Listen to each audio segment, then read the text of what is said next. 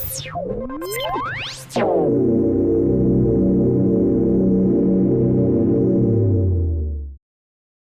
is your weekly report on corruption in the Philippine government. 5 Sangguniang Kabataan chairpersons here are facing administrative charges over alleged misuse of public funds, City Council Committee on Ethics and Good Governance chairperson Councilor Arnulfo Cabling said, speaking during the Pulang sa Dabornas Media Forum at the Sangguniang Panlungsod on Tuesday afternoon, the 5th of May. Cabling said one of the respondents has resigned. Cabling said that even if these SK chairpersons resign from their posts, administrative proceedings will proceed, as there are complaints and evidence, and we will continue to receive evidence and determine possible sanctions because this is an administrative case. Cabling stressed, we want to make it clear that public office is not a game. These funds are meant for youth projects. The councillor said most of those involved are from the 3rd district. Complaints largely involve financial concerns and alleged irregularities in the liquidation of funds, and investigations and evidence gathering are ongoing. He explained that cases referred to the committee go through a lengthy process similar to court proceedings, during which both complainants and respondents are allowed to present evidence and explain their positions before formal hearings begin. Cabling said mediation and conciliation efforts are also conducted before formal hearings begin, allowing both parties an opportunity to settle disputes amicably before the case proceeds to full hearings. The councillor said his committee is currently handling 35 ethics cases, including unresolved complaints endorsed by previous city councils. Unlike other legislative matters that end when a council term expires, Cabling said that ethics cases continue once hearings start and evidence has been presented because the committee serves as a quasi-judicial body. As of now, he said, around 10 cases have been recommended for dismissal or closure after complainants failed to pursue their cases, while others were resolved after parties reached settlements on the barangay level. Cabling noted that many newly filed complaints involve SK officials and allegations related to financial transactions. Cabling said possible sanctions may include disqualification from holding future public office, while questions involving the actual misuse or misappropriation of funds would require findings from the Commission on Audit.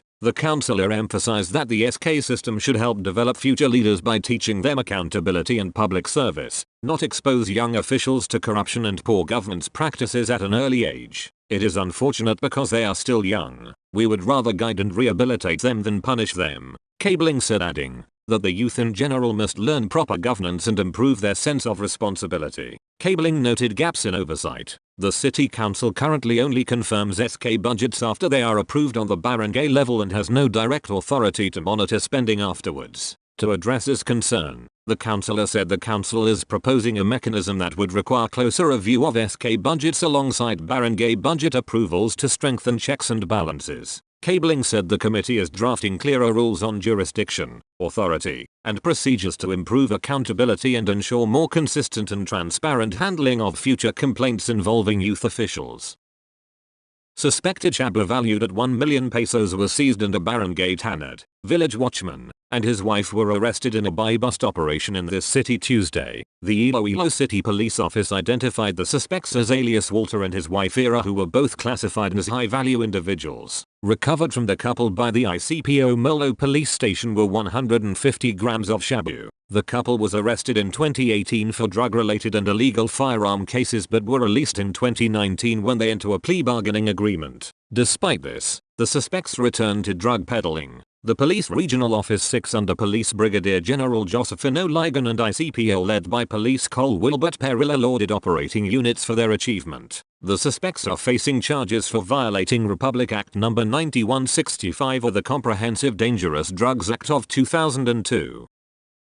Police are hunting a barangay councillor here for fatally stabbing a delivery boy on Thursday evening, the 7th of May. The Iloilo City Police Office identified the suspect as Melvin Asabuk, councillor of Barangay Santa Filomena in Arevalo District. Initial investigation led by Police Captain Michael Tuburan, ICPO Station 6 Chief, disclosed that Asabuk accused the victim, John Robert Sano, 29, of stealing money from him. The amount and when the incident happened were not disclosed. A heated argument ensued, during which the suspect got a knife and stabbed the victim. Witnesses did not intervene for fear that Asabuk would also stab them. The 48-year-old suspect and his companion, Mark Anthony Banners, escaped and is now the subject of a manhunt. Iloilo City Police Chief Police Colonel Wilbert B. Perilla urged the suspects to surrender and face the consequences of their actions. ICPO assures their safety and guarantees fair treatment in relation to the incident, Perilla said. ICPO reiterates its stand that no one is above the law and reminds everyone that irresponsible actions carry corresponding liabilities.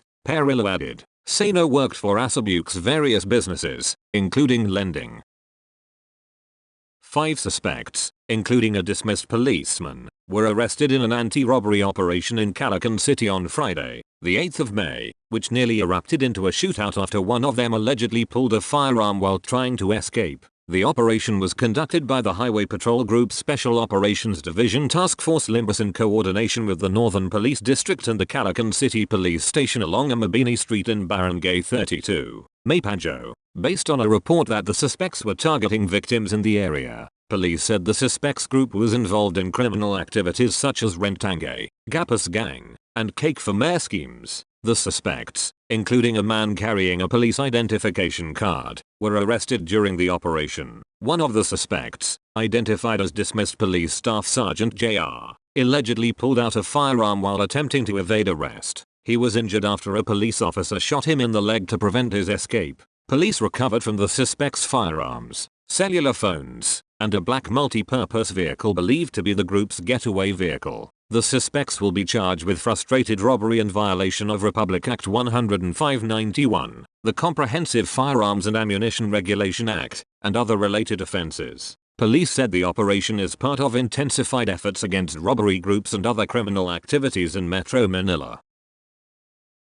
4 regular employees of the Land Transportation Office at the San Jose Occidental Mindoro District Office have been placed under preventive suspension, while 2 job order personnel were terminated over alleged irregularities and corrupt practices. In a letter dated the 5th of May, 2026, addressed to LTO Mimaropa Regional Director Francisco Ranches, Intelligence and Investigation Division Chief Renant Militant ordered the immediate preventive suspension of the 4 regular LTO employees. The same order, a copy of which was obtained by the Inquirer on Saturday, directed the termination of service contracts of 2 job order personnel without prejudice to the filing of appropriate criminal cases. Militant also instructed the regional office to ensure the immediate service and implementation of the suspension order and to report back for documentation and record purposes. Sources at the LTO, San Jose said the investigation stemmed from complaints filed by several applicants who alleged irregularities in the issuance of driver's licenses. The complainants claimed they were required to retake examinations despite believing they had passed, and were charged an additional fee of 100 pesos for the retake.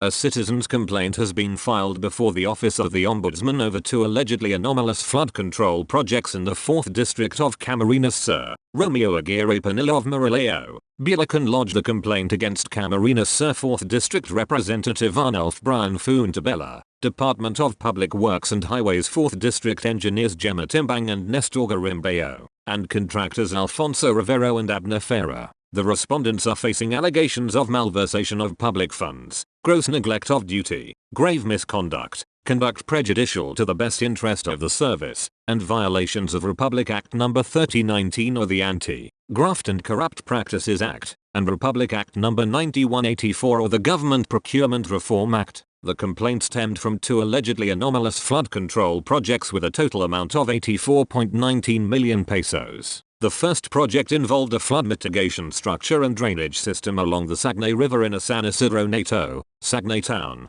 funded under the 2018 General Appropriations Act with a budget of 37.2 million pesos. The project, awarded to AC Rivero Development Corporation, covered the period from the 17th of May, 2018 to the 13th of February, 2019, but was reportedly declared completed only on the 12th of February, 2020. According to the complaint, an inspection conducted on the 10th of February, 2026 revealed widespread structural deficiencies, non-compliance with approved specifications, use of substandard materials, and poor workmanship. The omission of major structural components, which are indispensable to the stability and hydraulic performance of a flood control structure, cannot be dismissed as a mere technical oversight. The complaint read, at the very least, it constitutes gross inexcusable negligence, at worst, It indicates evident bad faith, it added. The second project involved the construction of a seawall structure from Barangay 1 to Barangay 4 in Garchitorena town, funded under the 2022 GAA with a budget of 46.99 million pesos.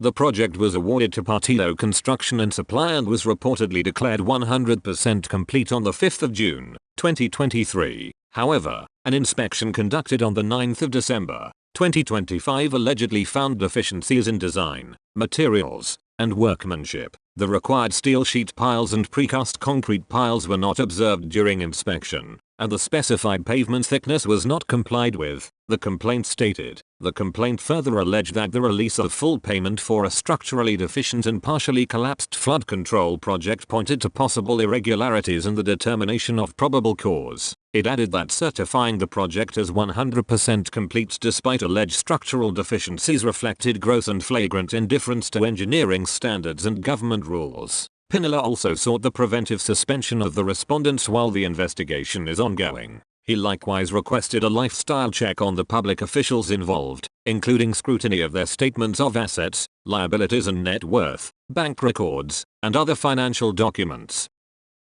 The Land Transportation Office on Sunday said it had issued a show cause order against a government agency after a vehicle registered under it went viral for using a suspected fake red plate. The LTO said it ordered the agency's authorized representative and the driver of the vehicle, a Ford Explorer, to appear before the LTO central office to explain why they should not be held liable for the administrative offenses of unauthorized improvised plate and compulsory registration. It also ordered the driver to answer charges for reckless driving and being an improper person to operate a motor vehicle. No one, whether a private individual or a government agency, is exempt from the enforcement of traffic laws and LTO regulations. Anyone proven to have violated them will face the appropriate penalties. LTO Chief Marcos Lacanileo said in Filipino. Government agencies should serve as good examples in complying with and enforcing the law, he added. Lacanileo also stressed to the government agency that failure to appear at the scheduled hearing will be considered a waiver of their right to be heard. The vehicle has been placed under alarm status, while the driver's license has been suspended for 90 days. With its immediate surrender also ordered by the LTO, Lacanileo reminded vehicle owners and users to ensure compliance with existing laws and regulations in order to maintain order and integrity on public roads. The policeman who went viral over a physical altercation with his live-in partner was relieved from his post and was placed under restrictive custody pending investigation. In a press conference in Camp Crame, Malolos City Police Chief Lieutenant Colonel Rommel Genoblazo said charges for violation of Republic Act 9262, or the Anti-Violence Against Women and Their Children Act, is being prepared against a police corporal assigned at the said police station. In a viral video, the policeman was seen punching his live-in partner, who posted the footage, in the face and in the body several times after she slapped him. After a punch in the stomach, the woman slowly fell on the ground face down asking for help. After a few minutes, she stood back and hit the policeman again, triggering him to pin her down on the ground, choking her, while supposedly trying to draw his gun tucked in his waist. Genoblazo said based on the account of the victim, the incident happened on the evening of the 12th of March, 2026. She said it was the second time that the police hurt her physically. Yesterday, his issued firearms, along with his PNP identification card, were already confiscated,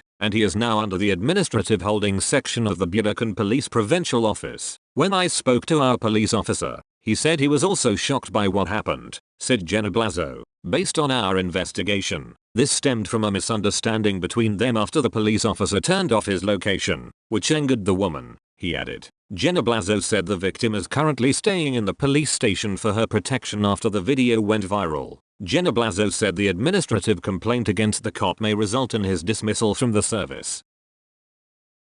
A police officer listed on the drug watch list was arrested during a buy-bust operation conducted by authorities in San Fernando City, Pampanga on Tuesday, according to the police regional office in central Luzon. The suspect, a 28-year-old patrolman, was apprehended at around 11:49 am in Purok 5, Barangay San Jose of the city. The operation was carried out jointly by the Provincial Drug Enforcement Unit and other police units, in coordination with the Philippine Drug Enforcement Agency Regional Office 3. Authorities confiscated 105 grams of suspected shabu with an estimated street value of 714,000 pesos. The arrested police officer was brought to the PDEU office for proper documentation and disposition, along with the seized evidence. Charges for violation of Republic Act 9165, or the Comprehensive Dangerous Drugs Act of 2002, are being prepared against the suspect. PRO3 Regional Director Brigadier General Jess B. Mendez said the operation reflects the organization's firm commitment to internal discipline and accountability in the police force. The arrest of a police officer included in the drug watch list sends a clear message that no one is above the law. Regardless of rank or position, those who violate the law will be held accountable, Mendez said in a statement. With 257 affirmative votes, 25 in the negative and 9 abstentions, the House of Representatives on Monday voted to impeach Vice President Sara Duterte, approving the House Committee on Justice report transmitting the articles of impeachment to the Senate for trial. The vote far exceeded the 106 votes, or 1/3 of the constitutional threshold, required to impeach a public official and even surpassed the original 240 lawmakers who backed the first impeachment bid against Duterte in the 19th Congress. Committee on Justice Chairperson Representative Jervil Luistro of Batangas delivered the opening statement and presented the articles of impeachment against the vice president. She said the vote will not be merely about numbers, but about whether the Constitution has been upheld, proper processes were followed, evidence exists and truth is ultimately sought. If there are serious doubts on the utilization of public funds, on the veracity of the statements of assets, liabilities, and net worth, on the behavior and the manner of speaking of a leader, the House of Representatives cannot remain silent, Luistro stressed. We cannot pretend to be deaf. We should not be afraid. We cannot conspire with silence, she added, describing the impeachment as a matter of moral and constitutional concern. The approved articles of impeachment contain 4 major charges against the vice president, including alleged misuse of confidential funds, unexplained wealth, bribery and grave threats tied to public statements against top government officials. Article 1 deals with the alleged systematic misuse, misappropriation and irregular liquidation of 612.5 million pesos in confidential funds under the office of the Vice President in the Department of Education. The article cites the compressed disbursement of 125 million pesos in late 2022, Commission on Audit Disallowances, questionable liquidation reports, National Bureau of Investigation handwriting findings on acknowledgement receipts, Philippine Statistics Authority verification issues involving listed names, and the use of unauthorized intermediaries. Article 2 concerns alleged unexplained wealth, SALN discrepancies, and continued business interests during Duterte's vice presidency. It traces her declared net worth from 7,250,497 pesos in 2007 to 88,512,370 pesos in 2024 against estimated salary earnings of about 30 million pesos, and cites 6,771,227. 712 pesos in covered and suspicious transactions reflected in AMLC records involving Duterte and her spouse. Article 3 involves alleged bribery and cash payments to Department of Education officials, including allegations involving cash envelopes reportedly received by Gloria Jumamal Mercado, Resty Ojos and Rana Catalan. Article 4 pertains to the alleged assassination plot, grave threats, and inciting to sedition tied to Duterte's public statements and related acts. Central to the charge was her November 2024 video press conference, where she said she had contracted an assassin to kill President Ferdinand Marcos Jr., First Lady Liza Aranita Marcos and former Speaker Martin Romualdez. All House members were provided with electronic copies and USB storage devices containing Committee Report number 261 on House Resolution number 989. Entitled A Resolution Setting Forth the Articles of Impeachment Against Vice President Sara Z. Duterte, along with the attached evidence. The complainants, the respondent and her counsel were likewise furnished with the same materials. The Senate is expected to convene as an impeachment court once the articles of impeachment are transmitted to conduct trial proceedings. A conviction would require a 2/3 vote of all senators, or at least 18 votes. If a conviction is reached, Duterte would become the first vice president in the Philippines to be impeached, removed from office and disqualified from holding public office, effectively ending her presidential bid for the 2028 elections. A police staff sergeant was taken into custody on Wednesday for allegedly hitting a civilian motorcycle rider along C5 Road in Pasig City and fleeing, The National Capital Region Police Office said the implicated police officer was riding a red-black Yamaha motorcycle late Tuesday afternoon when he allegedly pushed the rider, according to the NCRPO in a statement. It did not name the officer but said he was assigned to the Quezon City Police District. A video shared by the Highway Patrol Group showed the rider falling on the road after being supposedly pushed by a police officer. The rider had filed a blotter report at the HPG on Wednesday. Its spokesperson, Lieutenant Nade Malang, told reporters in Camp Crame there was a truck there in the area. This rider took over the truck, which irritated the police officer, Malang explained. When the police officer caught up with the rider, he had the chance to push the rider's top box, he added. Although police investigators are working to obtain security footage from the area to determine the circumstances of the purported incident, Malang said the rider had submitted several spliced clips to them. According to the HPG spokesperson, one of the submitted clips showed the implicated police officer was riding a motorcycle that had a dilapidated license plate. The police officer was taken into custody by the QCPD and is awaiting both criminal and administrative charges, the NCRPO said. Malang, however, stated that the police investigators may file cases for reckless imprudence resulting in physical injury, as well as for the use of a dilapidated license plate, under Department of Transportation Joint Administrative Order No. 2014-001. That's all for this week. I'll see you next Friday with more stories of corruption and foolishness within the Philippine government.